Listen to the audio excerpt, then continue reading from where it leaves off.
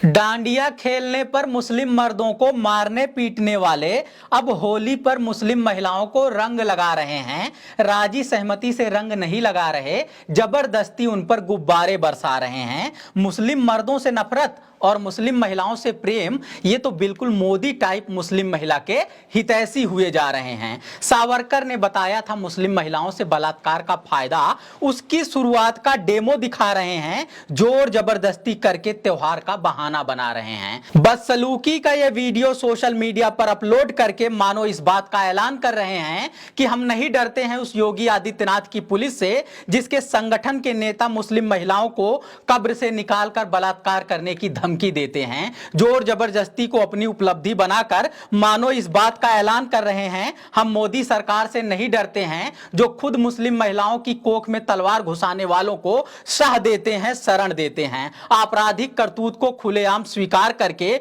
मानो इस बात का ऐलान करते हैं कि हम सरकार ही नहीं सुप्रीम कोर्ट से भी नहीं डरते हैं, जहां से तमाम बलात्कारी छोड़ दिए जाते हैं। डरते हैं तो सिर्फ इस बात से डरते हैं कि कहीं हिंदू सच में खतरे में तो नहीं पड़ जा रहा है।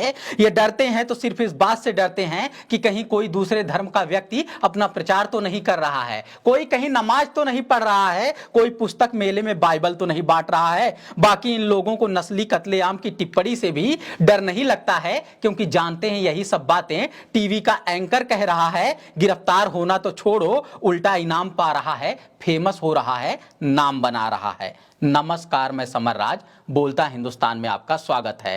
होली के हुड़दंगई वाली ये वीडियो उत्तर प्रदेश के बिजनौर की बताई जा रही है, जहां पर सामने से गुजर रही मुस्लिम महिलाओं पर गुब्बारों से हमला किया जा रहा है और झुंड में खड़े मर्दों द्वारा मजा लिया जा रहा है। वैसे तो बुरा न मानो होली है कहकर घटिया से घटिया करतूत को जस्टिफाई कर देने वाले समाज को यह बहुत आम लग सकता है, मगर कानून के नजरिए से आपराधिक काम है, नारीवादी नजरिए से लैंगिक उत्पीड़न का काम है, और वैसे भी निष्पक्ष नजरिए से देखें तो भी विशुद्ध दोगलेपन का काम है। मुस्लिम मर्द जब अपनी मर्जी से डांडिया खेलने जाते हैं, अपने दोस्तों और परिचितों के बीच में मर्जी से जश्न मनाते हैं, तब उन्हें घेर कर मारा पीटा जाता है, लव जिहादी कहकर लिंचिंग की जाती है। मुस्लिम महिलाएं जब कोई राजी सहमति नहीं दे रही हैं, हुड़दंगियों के झुंड से घबराकर भागी जा रही हैं, तब भी उन्हें दौड़ाकर रंग लगाया जा रहा है और रंग भरे गुब्बारों की बारिश की जा रही है। जोर जबरदस्ती के इस काम में उन्हें इतना मजा आ रहा है कि ना सिर्फ वीडियो बना रहे हैं, बल्कि सोशल मीडिया पर पोस्ट कर रहे हैं,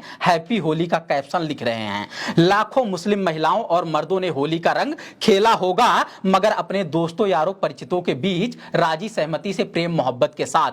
त्योहारों में आपसी मेलजोल का यह बिल्कुल सिंपल सा उदाहरण है, इसलिए इसका जिक्र नहीं कर रहे हैं। हम उन मामलों की बात कर रहे हैं जहां बिना सहमति के लोग रंग लगा रहे हैं, अपनी सांप्रदायिक मर्दवादी कुंठा दिखा रहे हैं। इस कुंठा भरी करतूत की शुरुआत कोई अभी से नहीं हुई है, सालों साल से यही रिवाज चलता आ रहा है। त्योहार और जश्न के नाम पर ऐसे अपराधों पर पर्दा डलता आ रहा है। जिन समुदाय को गैर मानते हैं, उनकी महिलाओं पर कुछ ज्यादा ही प्यार दिखाने लगते हैं। मुस्लिम महिला दिखे तो जबरदस्ती रंग लगा देते हैं, विदेशी महिला दिखे तो जबरदस्ती रंग लगाने लगते हैं। रंग लगाना बहाना मात्र होता है, अपनी जोर जबरदस्ती दिखाने लगते हैं, अंग से अंग लगाने लगते हैं, मन में भरी है कुंठा वही दिखाने लगते हैं। विदेशी महिलाओं और अन्य धार्मिक मान्यताओं की महिलाओं के साथ जोर जबरदस्ती के मामले में नस्ली, सांप्रदायिक और बलात्कारी मानसिकता छुपी होती है, इसलिए उनका विशेष जिक्र कर रहे हैं। इसका मतलब यह कतई नहीं है कि होली के हुड़दंग के नाम पर अपने समुदाय और समाज की महिलाओं पर कम अत्याचार करते हैं। करोड़ों जीजा साली या करोड़ों देवर भाभी या करोड़ों दोस्त यार सहेली आपस में रंग खेलते होंगे, सहमति से रंग लगाते होंगे। पाबंदियों में जकड़े इस समाज में शायद ऐसे ही आपसी प्रेम दिखाते होंगे, मन में दबी किसी बात के लिए ऐसे मौके का फायदा उठाते होंगे। इससे आपत्ति नहीं होनी चाहिए। आपत्ति इस बात पर होनी चाहिए कि लाखों लड़कियां, लाखों महिलाएं ऐसी भी होती हैं जो किसी भी तरह से गैर मर्दों का टच पसंद नहीं करती हैं। रंग लगाने के बहाने उन्हें जगह जगह छुआ जाए, इसकी सहमति नहीं देती हैं, फिर भी रंग लगाया जाता है, जबरदस्ती की जाती है, उन पर जोर आजमाया जाता है। मुश्किल से हिम्मत करके आवाज उठाती हैं तो उनकी आवाज को दबाया जाता है, बुरा ना मानो होली है कहकर बुरी से बुरी करतूत को छुपाया जाता है। बात सिर्फ एक दिन या एक घड़ी की नहीं होती है, इससे जबरदस्ती करने वालों को जबरदस्ती करते रहने का बहाना मिल जाता है और सहने वालों को लगातार सहते रहने का प्रशिक्षण दिया जाता है। इसी को रेप कल्चर कहा जाता है, इसी को पैट्रियार्क कल्चर कहा जाता है। और जब इसी तरह की मर्दवादी मानसिकता को सांप्रदायिक संरक्षण दिया जाता है तब संगठित और सामूहिक